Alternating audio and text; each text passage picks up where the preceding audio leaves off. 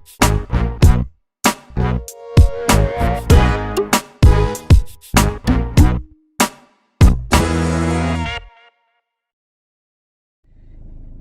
guys, AlexTheGrumpyOne here. Just a quick video for you. I might help a few of you.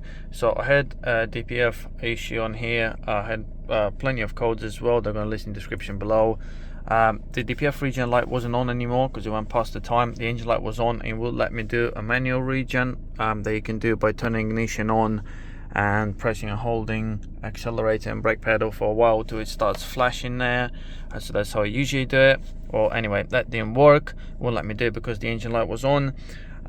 So what I've done the full service in it anyway, done the oil change, and I've noticed that on some manuals it says that you can actually get a fault with DPF if the service light hasn't been reset properly. So you can reset the service light by pressing the pedals together when you turn the ignition on and do the procedure manually, and the service light will go off.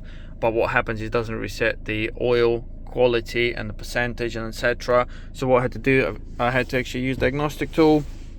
So this is the Topdon, and that reset it when I've done the oil reset quality.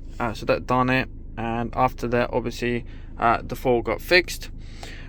So that's the only way that I found that you can do it, guys. So hopefully it will help you. After that, I do recommend doing the regen straight away, obviously if you do have an issue with DPF. But yeah, that's one way that I managed to get rid of the engine light.